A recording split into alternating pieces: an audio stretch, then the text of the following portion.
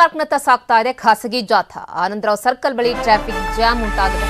Kilometre ಗಟ್ಟಲೆ ವಾಹನಗಳು ಹಂಗೆ ನಿಂತ್ಕೊಂಡಿವೆ. ಫ್ರೀಡಂ ಪಾರ್ಕ್ನತ್ತ ಈ ಖಾಸಗಿ ಜಾಥಾ ಸಾಗ್ತಾ ಇರೋದ್ರಿಂದ ಎಲ್ಲಿ ನೋಡಿದ್ರು ಆನಂದರಾವ್ ಸರ್ಕಲ್ ಸುತ್ತಮುತ್ತ ಟ್ರಾಫಿಕ್ ಜಾಮ್ನ ಬಿಸಿ ದೊಡ್ಡ ಮಟ್ಟದಲ್ಲಿ ತಟ್ಟಿದೆ. ಕಿಲೋಮೀಟರ್ ಗಟ್ಟಲೆ ವಾಹನಗಳು ನಿಂತಲ್ಲೇ ನಿಂತ್ಕೊಂಡಿದೆ. ಹಾಗಾಗಿ ಟ್ರಾಫಿಕ್ ಜಾಮ್ ಉಂಟಾಗಿದೆ.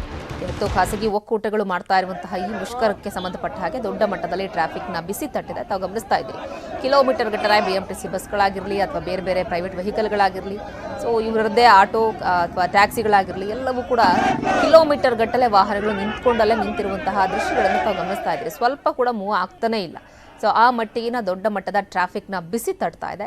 ಮತ್ತೊಂದು ಕಡೆಗೆ ಇವರು ಕಾಲ್ನಡಿಗೆಯ ಮುಖಾಂತರ ಫ್ರೀಡಂ ಪಾರ್ಕ್ನತ್ತ ಜಾಥಾವನ್ನು ಕೂಡ ಹೊರಟಿದ್ದಾರೆ. ಆ ದೃಶ್ಯಗಳನ್ನು ಕೂಡ ತಾವು ಗಮನಿಸ್ತಾ ಇದ್ದೀರಿ. ಒಟ್ಟಿನಲ್ಲಿ ಬೆಂಗಳೂರಿಗರಿಗೆ ಇವತ್ತು ಸುಮಾರು ದಿನಗಳಿಂದಲೇ ಗೊತ್ತಿತ್ತು ಇವತ್ತು ಬಂದ್ನ ಬಿಸಿ ತಟ್ಟತ್ತೆ ಅಂತ ಹೇಳಿ. ಯಾಕಂದ್ರೆ ಇವತ್ತು ಸೋಮವಾರ ಆಗಿರೋದ್ರಿಂದ ಶಾಲಾ ಕಾಲೇಜುಗಳಿಗೆ ಕೆಲಸಗಳಿಗೆ ಹೋಗಲೇಬೇಕಾಗಿರುವಂತಹ ಅನಿವಾರ್ಯದ ಪರಿಸ್ಥಿತಿ ಕೂಡ ಇರುತ್ತೆ. ಬಟ್ ಸಾಕಷ್ಟು ಜನ ಸಿಲುಕು ಹಾಕೊಂಡು ಏನು ಮಾಡ್ಲಿಕ್ಕೆ ಆಗದೇ ಇರುವಂತಹ ಪರಿಸ್ಥಿತಿಯಲ್ಲಿ ಎಲ್ಲರೂ ಕೂಡ ಈ ಜಾಮ್ನ ಬಿಸಿಗೆ ಒಳಗಾಗಬೇಕಾಗತ್ತೆ. ಟ್ರಾಫಿಕ್ ಜಾಮ್ನ ಬಿಸಿಗೆ ಎಲ್ಲಿ ನೋಡಿದ್ರು ಕೂಡ ಬೆಂಗಳೂರಿನಾದ್ಯಂತ ಕೆಲವೊಂದಿಷ್ಟು ಕಡೆಗಳಲ್ಲಿ ಟ್ರಾಫಿಕ್ ಜಾಮ್ ಎಲ್ಲಿ ನೋಡಿದ್ರು ಕೂಡ ಹಾಗೆ ಆಗಿದೆ. ಪ್ರಮುಖವಾಗಿ ಯಶವಂತಪುರ ಫ್ಲೈಓವರ್ ಮೇಲೆ ಫುಲ್ ಟ್ರಾಫಿಕ್ ಜಾಮ್. ಗಂಟೆಗಟ್ಟಲಿಂದಲೇ ಕೂಡ ವಾಹನಗಳು ಮೂನು ಆಗ್ತಾ ಇಲ್ಲ, ಹಿಂದೆ ಮುಂದೆ ಆ ಮಟ್ಟಿಗೆ. ಮತ್ತೊಂದು ಕಡೆಗೆ ಆನಂದರಾವ್ ಸರ್ಕಲ್ನ ಚಿತ್ರಣವನ್ನು ನಾವು ನಿಮಗೆ ತೋರಿಸ್ತಾ ಇದ್ದೀವಿ. ಅಲ್ಲೂ ಕೂಡ ವಾಹನಗಳು ಕಿಂಚಿತ್ತು ಕೂಡ ಮೂವ್ ಆಗ್ತಲೇ ಇಲ್ಲ. ಸೊ ಅಲ್ಲೇ ನಿಂತ್ಕೊಂಡಿವೆ. ಆ ರೀತಿಯಾದಂತಹ ಪರಿಸ್ಥಿತಿ. ಒಂದು ಕಡೆಗೆ ವಾಹನ ಸವಾರರು ಮಾತ್ರ ಪರದಾಡುವಂತಹ ಪರಿಸ್ಥಿತಿ ಇದೆ. ಇನ್ನು ಯಶವಂತಪುರ ಸರ್ಕಲ್ ಮಾರಮ್ಮ ಟೆಂಪಲ್, ಮಲ್ಲೇಶ್ವರಂ ಆಗಿರಲಿ, ಸಾಂಕಿ ಟ್ಯಾಂಕಿ ಆಗಿರಲಿ ಅಥವಾ ಕಾವೇರಿ ಜಂಕ್ಷನ್ ಸೇರಿದಂತೆ ಬಹುತೇಕ ಕಡೆ ಬೆಳಗ್ಗೆಯಿಂದಲೂ ಕೂಡ ಒಂದು ರೀತಿ ಟ್ರಾಫಿಕ್ ಜಾಮ್ನ ಬಿಸಿ ತಟ್ತಾ ಇದೆ. ಇನ್ನು ಡಾಕ್ಟರ್ ರಾಜ್ಕುಮಾರ್ ರಸ್ತೆಯಲ್ಲಿ ಆ ಒಂದು ಆಟೋ ರ್ಯಾಲಿ ಏನು ಸಾಗ್ತಾ ಇತ್ತು, ಈ ರಾಜ್ಕುಮಾರ್ ರಸ್ತೆಯ ಟ್ರಾಫಿಕ್ ಜಾಮ್ಗೆ ಹೆದರಿ ಯಶವಂತಪುರ ಕಡೆಗೆ ಸಾಕಷ್ಟು ಖಾಸಗಿ ವಾಹನಗಳು ಕೂಡ ಮಾರ್ಗವನ್ನು ಬದಲಾಯಿಸಿದಂತಹ ದೃಶ್ಯಗಳನ್ನು ಕೂಡ ನಾವು ಬೆಳಗ್ಗೆ ಗಮನಿಸಿದ್ವಿ. ಮತ್ತೊಂದು ಕಡೆಗೆ ಸಾಕಷ್ಟು ಜನರು ಈ ರೀತಿಯಾಗಿ ಪ್ರತಿಭಟನೆಯಲ್ಲಿ ಭಾಗಿಯಾಗಿರೋದ್ರಿಂದ ನಾರ್ಮಲ್ ಆಗಿ ಹೋಗುವಂತಹ ಪ್ರೈವೇಟ್ ವಾಹನಗಳು ಕೂಡ ಹೋಗಲಿಕ್ಕೆ ಆಗದೇ ಇರುವಂತಹ ಪರಿಸ್ಥಿತಿ ನಿರ್ಮಾಣವಾಗಿದೆ. ಒಂದು ಕಡೆಗೆ ಸಾರಿಗೆ ಸಚಿವರು ಅವರ ಈಡೇರಿಸುವಂತಹ ಬೇಡಿಕೆಗಳನ್ನು ಏನಾದರೂ ಇಟ್ಟಿದ್ರೆ ಈಡೇರಿಸಬಹುದಾಗಿತ್ತು. ಬಟ್ ಎಲ್ಲವೂ ಕೂಡ ಈಡೇರಿಸಲಿಕ್ಕೆ ಆಗದೇ ಇರುವಂತಹ ಬೇಡಿಕೆಗಳನ್ನು ಇಟ್ಟಾಗ ಏನು ಮಾಡಲಿಕ್ಕಾಗತ್ತೆ? ನಾವು ಕೂಡ ನಮ್ಮ ಕೈಲಿ ಎಷ್ಟಾಗುತ್ತೋ ಅಷ್ಟು ಭರವಸೆಗಳನ್ನ ಕೊಟ್ಟಿದ್ದೇವೆ. ಆದರೂ ಕೂಡ ಅವರು ಅದು ಯಾವುದಕ್ಕೂ ಕೂಡ ಕೇಳ್ತಾ ಇಲ್ಲ. ಈ ಹಿಂದೆ ಸರ್ಕಾರ ಇದ್ದಂತಹ ಸಂದರ್ಭದಲ್ಲೂ ಕೂಡ ಇಟ್ಟಂತಹ ಬೇಡಿಕೆಗಳು ಇನ್ನೂ ಕೂಡ ಅವರು ಈಡೇರಿಸಲಿಲ್ಲ. ಆದರೆ ಈಗ ನೈತಿಕವಾಗಿ ಬೆಂಬಲವನ್ನು ಕೊಡ್ತೀವಿ ಅಂತ ಮಾತ್ರ ಹೇಳ್ತಾರೆ ಅಂತ ಹೇಳಿ ಬಿಜೆಪಿಯವರ ವಿರುದ್ಧ ಸರ್ಕಾರದ ಕಡೆಯಿಂದ ಕೂಡ ವಾಕ್ಪ್ರಹಾರಗಳು ನಡೀತಾ ಇದೆ. ಒಟ್ಟಿನಲ್ಲಿ ಬೆಂಗಳೂರಿನಲ್ಲಿ ಇವತ್ತು ಬಂದ್ನ ಬಿಸಿ ದೊಡ್ಡ ಮಟ್ಟದಲ್ಲೇ ತಟ್ಟಿದೆ. ಸಾಕಷ್ಟು ಜನರಿಗೆ, ಅದರಲ್ಲೂ ಆಫೀಸ್ಗಳಿಗೆ ಹೋಗುವಂಥವ್ರಿಗೆ, ಶಾಲಾ ಕಾಲೇಜುಗಳಿಗೆ ಹೋಗುವಂಥವ್ರಿಗೆ, ಕೆಲಸ ಅನಿವಾರ್ಯ ಹೋಗಲೇಬೇಕು ಅಂದಂಥವ್ರಿಗಂತೂ ಕೆಲವೊಂದಿಷ್ಟು ಭಾಗಗಳಲ್ಲಿ ದೊಡ್ಡ ಮಟ್ಟದ ಬಿಸಿ ಅಂತೂ ತಟ್ಟಿದೆ. ಇನ್ನು ಕೆಲವೊಂದು ಕಡೆಗಳಲ್ಲಿ ಆಟೋ ಚಾಲಕರು ಕೂಡ ಹೋಗ್ತಾ ಇರೋದನ್ನ ಕೂಡ ತಡೆದು ಆ ಟೈರ್ ಗಾಳಿಯನ್ನ ಹೊರಗಡೆ ಬಿಡೋದ್ರ ಮುಖಾಂತರ ಒಂದು ರೀತಿ ಆಕ್ರೋಶವನ್ನ ಕೂಡ ವ್ಯಕ್ತಪಡಿಸ್ತಾ ಇದ್ರು. ಇನ್ನು ಮೆಜೆಸ್ಟಿಕ್ನಂತೂ ಜನರು ತುಂಬಿ ತುಳುಕಾಡ್ತಾ ಇದ್ದಾರೆ.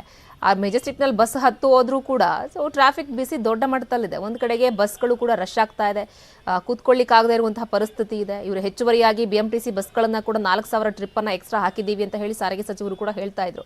ಇವರಿಗೆ ಎಷ್ಟೇ ಹೆಚ್ಚಿಗೆ ಬಸ್ಗಳನ್ನು ಹಾಕಿದ್ರು ಕೂಡ ಬಸ್ಗಳು ಮೂವ್ ಆದರೆ ತಾನೇ ಟ್ರಿಪ್ಗಳು ಕಂಪ್ಲೀಟ್ ಆಗ್ಲಿಕ್ಕೆ ಸಾಧ್ಯ ಆಗೋದು. ಎಲ್ಲವೂ ಕೂಡ ನಿಂತಲ್ಲೇ ನಿಂತಿದೆ. ನೋಡಿ, ಎಷ್ಟು ಹೊತ್ತಿನಿಂದ ಆ ಎಲ್ಲ ವೆಹಿಕಲ್ಗಳು ಕೂಡ ಒಂದು ಚೂರು ಕೂಡ ಮೂವ್ ಆಗ್ತಾನೆ ಇಲ್ಲ. ಎಲ್ಲೆಲ್ಲಿ ನಿಂತಿದೆಯೋ ವೆಹಿಕಲ್ಗಳು ಅಲ್ಲಲ್ಲೇ ನಿಂತಿದೆ. ಇದು ಆನಂದರಾವ್ ಸರ್ಕಲ್ನ ಸದ್ಯದ ಮಟ್ಟಿಗಿನ ಚಿತ್ರಣವನ್ನು ನಾವು ನಿಮಗೆ ತೋರಿಸ್ತಾ ಇದ್ದೀವಿ. ಒಂದು ಕಡೆಗೆ ಆಟೋ ಕ್ಯಾಬ್ ಚಾಲಕರು ಫ್ರೀಡಂ ಪಾರ್ಕ್ನತ್ತ ಅವ್ರ ಪಾಡಿಗೆ ಅವರು ಜಾಥಾದಲ್ಲಿ ಸಾಗ್ತಾ ಇದ್ದಾರೆ, ಸರ್ಕಾರದ ವಿರುದ್ಧ ಆಕ್ರೋಶಗಳನ್ನು ವ್ಯಕ್ತಪಡಿಸ್ತಾ ಇದ್ದಾರೆ. ಇನ್ನು ಮತ್ತೊಂದು ಕಡೆಗೆ ಈ ಕಲಾಸಿಪಾಳ್ಯ ಮೆಜೆಸ್ಟಿಕ್ನಲ್ಲಂತೂ ಇವತ್ತು ಸಾರ್ವಜನಿಕರು ಅಥವಾ ಪ್ರಯಾಣಿಕರ ಒಂದು ಗುಂಪೇ ಇದೆ. ಯಾಕಂದರೆ ಇವತ್ತು ಬೇರೆ ಬೇರೆ ವಾಹನಗಳು ಇಲ್ಲಲ್ಲ. ಒಂದು ಕಡೆಗೆ ಆಟೋದಲ್ಲಿ ಅವಲಂಬಿಸ್ಕೊಳ್ತಾ ಇದ್ರು, ಮತ್ತೊಂದು ಕಡೆಗೆ ಓಲಾ ಊಬರ್ ಈ ರೀತಿಯಾಗಿ ಕೆಲವೊಂದಿಷ್ಟು ಜನ ಅವಲಂಬಿಸ್ಕೊಂಡಿದ್ರು. ಆದರೆ ಅದು ಯಾವುದು ಇಲ್ಲದೆ ಇರೋದ್ರಿಂದ ಬಸ್ ಸ್ಟ್ಯಾಂಡ್ಗಳಿಗೆ ಹೋಗಲೇಬೇಕಾಗಿರುವಂತಹ ಪರಿಸ್ಥಿತಿ. ಶಕ್ತಿ ಯೋಜನೆ ಬಂದ ಮೇಲಂತೂ ಬಸ್ಗಳೆಲ್ಲ ತುಂಬಿ ತುಳುಕಾಡ್ತಾ ಇತ್ತು. ಆದರೆ ಸ್ವಲ್ಪ ದಿನಗಳಿಂದ ಇದೆಲ್ಲದಕ್ಕೂ ಕೂಡ ಕಡಿವಾಣ ಬಿದ್ದಿತ್ತು. ಯಾರು ಕೂಡ ಸ್ಟಾರ್ಟಿಂಗ್ ಇದ್ದಷ್ಟು ಆ ಕ್ರೇಜ್ ಇರಲಿಲ್ಲ. ಬಸ್ಗಳು ಸ್ವಲ್ಪ ಮಟ್ಟಿಗೆ ಆರಾಮಾಗಿದ್ವು, ಖಾಲಿ ಹೊಡಿತಾ ಇದ್ವು. ಇವತ್ತಂತೂ ಮೆಜೆಸ್ಟಿಕ್ ಅಂತೂ ತುಂಬಿ ತುಳುಕಾಡ್ತಾ ಇದೆ. ಮತ್ತೊಂದು ಕಡೆಗೆ ಇರುವಂತಹ ಇಲ್ಲೊಂದು ಆಟೋಗಳು ಎಮರ್ಜೆನ್ಸಿ ಇತ್ತು ಅಂದ್ರೂ ಕೂಡ ಅವರು ಕೂಡ ದೊಡ್ಡ ಮಟ್ಟದಲ್ಲಿ ಹಣವನ್ನು ಕೇಳ್ತಾ ಇದ್ದಾರೆ. ಒಂದು ಆರೋಪ ಕೂಡ ಕೇಳಿ ಬರ್ತಾ ಇದೆ. ಬನ್ನಿ ಬಗ್ಗೆ ಮತ್ತಷ್ಟು ಮಾಹಿತಿಯನ್ನು ಕೊಡ್ತಾರೆ ನಮ್ಮ ಪ್ರತಿನಿಧಿ ಹಂಸ ಶ್ಯಾಮಲ ಫ್ರೀಡಂ ಪಾರ್ಕ್ನಿಂದ ನೇರ ಸಂಪರ್ಕದಲ್ಲಿ ಜಾಯ್ನ್ ಆಗ್ತಾ ಇದ್ದಾರೆ. ಹಂಸ, ಈಗ ಫ್ರೀಡಂ ಪಾರ್ಕ್ನಲ್ಲಿ ಯಾವ ರೀತಿಯಾಗಿ ಚಿತ್ರಣ ಕಂಡು ಬರ್ತಾ ಇದೆ? ಯಾಕಂದ್ರೆ ಎಲ್ಲರೂ ಕೂಡ ಫ್ರೀಡಂ ಪಾರ್ಕ್ನತ್ತ ಜಾಥಾ ಸಾಗ್ತಾ ಇದೆ, ರ್ಯಾಲಿಗಳು ಕೂಡ ಅಲ್ಲಿಗೆ ಸಾಗ್ತಾ ಇದೆ. ಈಗ ಆಲ್ರೆಡಿ ಎಲ್ಲರೂ ಬರ್ತಾ ಇದ್ದಾರಾ? ಚಿತ್ರಣ ಹೆಂಗಿದೆ, ಎಕ್ಸ್ಪ್ಲೇನ್ ಮಾಡೋದು?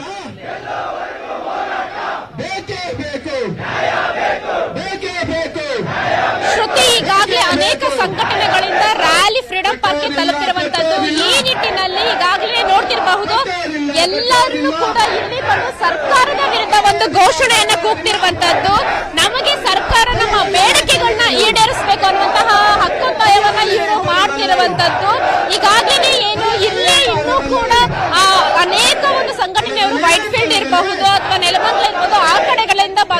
ಬರ್ತಿದ್ದಾರೆ. ಕೆಲವೇ ಹೊತ್ತಿನಲ್ಲಿ ಈ ಒಂದು ವೇದಿಕೆಯ ಕಾರ್ಯಕ್ರಮ ಶುರುವಾಗುತ್ತೆ. ಇಲ್ಲಿ ಅನೇಕ ಒಂದು ಸಂಘಟನೆ ಒಕ್ಕೂಟದ ಅಧ್ಯಕ್ಷರುಗಳು ಮಾತನಾಡ್ತಾರೆ. ಸೊ ಅವರು ತಮ್ಮ ಮುಂದಿನ ನಿರ್ಧಾರ ಏನು ಅನ್ನೋದನ್ನ ತೆಗೆದುಕೊಳ್ತಾರೆ. ಹಾಗೇನೆ ಇನ್ನು ಅನೇಕ ಜನರು ಇದ್ದಾರೆ, ಅವ್ರನ್ನು ಕೂಡ ನಾನು ಮಾತನಾಡಿಸ್ತೀನಿ, ಅವ್ರು ಏನ್ ಹೇಳ್ತಾರೆ ಅಂತ. ಸರ್, ತಾವು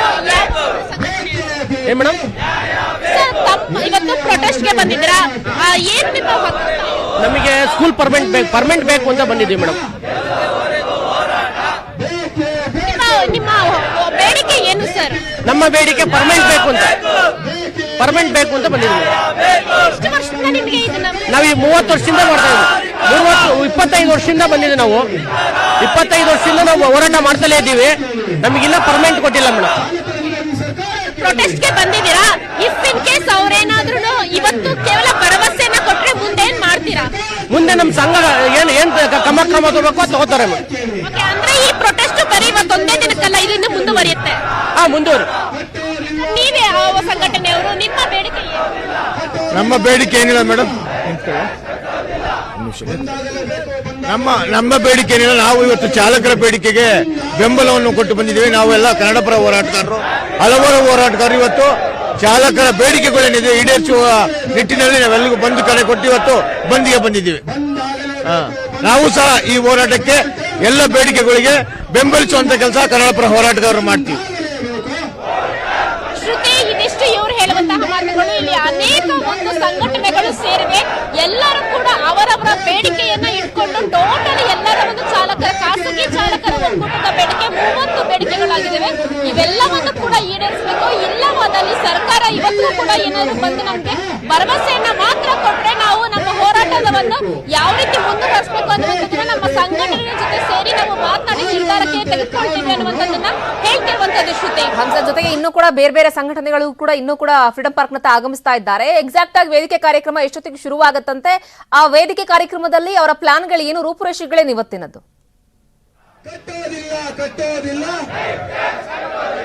ಶ್ರುತಿ, ವೇದಿಕೆ ಕಾರ್ಯಕ್ರಮಕ್ಕೆ ಇನ್ನೂ ಕೆಲ ಸಂಘಟನೆಗಳು ಬರಬೇಕಾಗಿದೆ.